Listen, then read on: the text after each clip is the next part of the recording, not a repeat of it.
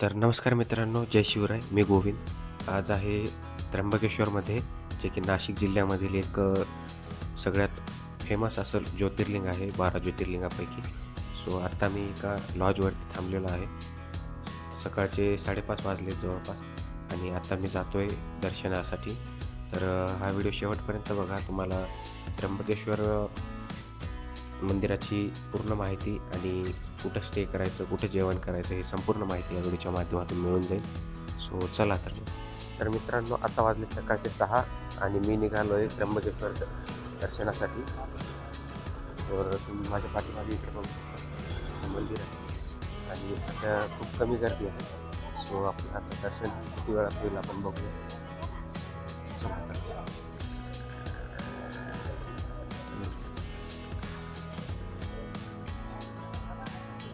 आता आपण दर्शनाच्या रांगेसाठी इथं आलेलो आहोत.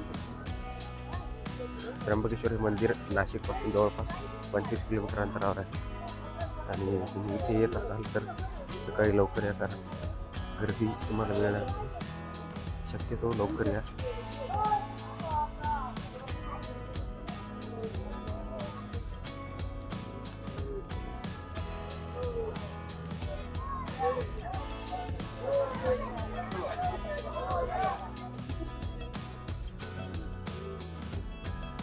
मित्रांनो, आता आपण आलो मुख्य जागेमध्ये. तिथे तुम्ही बघू शकता, फार मोकळा स्पेस आहे आणि गर्दी बघायला गेलं तर तिथे तुम्ही बघू शकता.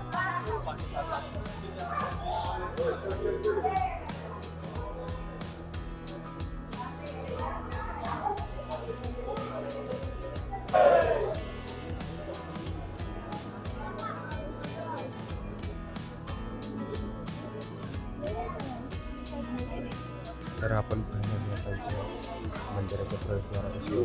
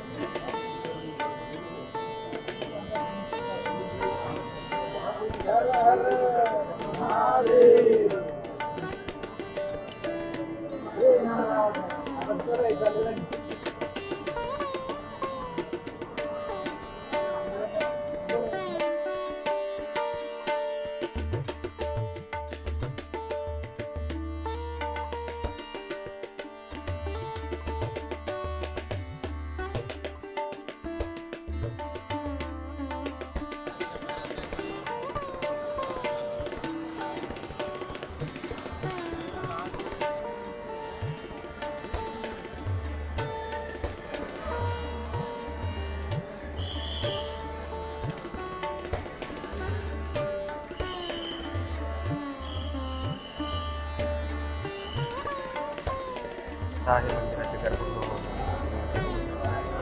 चालू आहे लाईव्ह दर्शन TV वर चालू आहे. तर आता आपण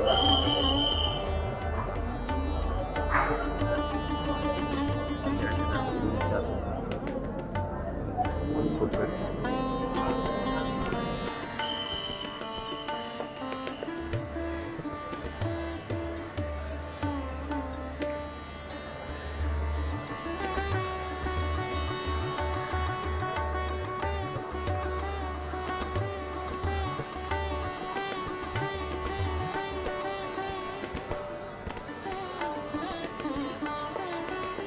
तर आता आपलं दर्शन करून झालेलं आहे. जवळपास 1.5 तासाच्या प्रतीक्षेनंतर आपण या गर्भगृहामध्ये प्रवेश करून दर्शन घेतले आहे. सो सकाळी लवकर येण्याचा हा फायदा आहे. तुम्ही बघू शकता संपूर्ण मंदिर परिसर बाजूला सभामंडप.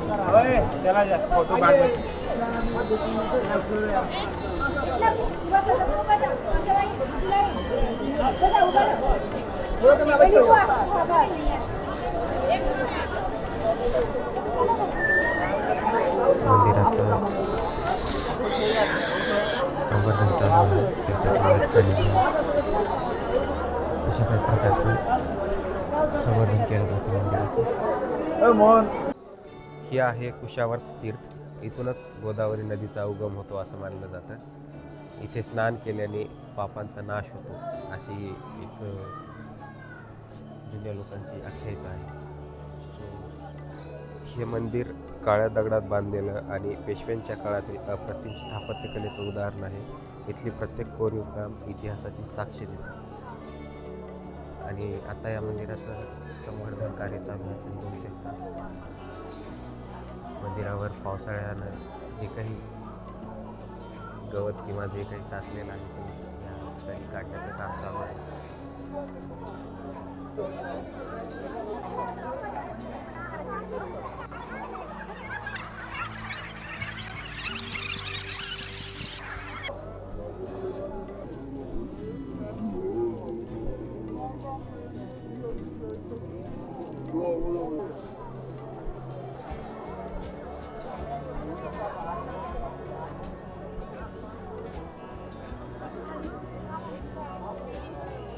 माझ्या पाठीमागे ही त्रिशूळ बघत आहात. हे तीच आहे जिथे सर्वजण चालून या ठिकाणी फोटो काढतात.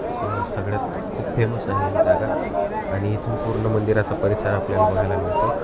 मंदिराचं कळस आणि ते मंदिरात पूर्ण जे गर्भगृह आहे ते या ठिकाणी इथून आपल्याला बघायला मिळतं. सो असं काहीच मंदिर आहे. आता आपण मंदिराच्या मागच्या बाजूला जाऊ तिकडचा व्ह्यू बघूया कसा आहे.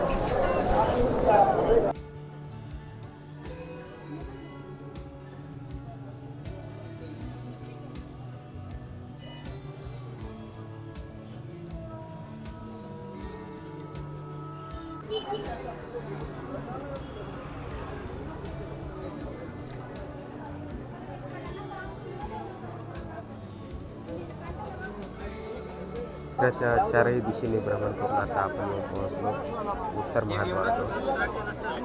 इथे तुम्ही बघू शकता मंदिर आणि मंदिराच्या मागे जे दिसत आहे ही आहे ब्रह्मगिरीची पर्वतरांग. बघू शकता ज्या ठिकाणी भगवान शंकराने आपल्या जटा आपटल्या हेच ठिकाण आहे. तर मित्रांनो, हा होता आपला त्र्यंबकेश्वर ज्योतिर्लिंगाचा ट्रॅव्हल ब्लॉग. जर तुम्हाला व्हिडिओ आवडला असेल तर व्हिडिओला एक लाईक करा, शेअर करा आणि आपल्या चॅनलला सबस्क्राईब करायला विसरू नका. भेटू आणखी अशाच एका नवीन व्हिडिओत. तोपर्यंत हर हर महादेव.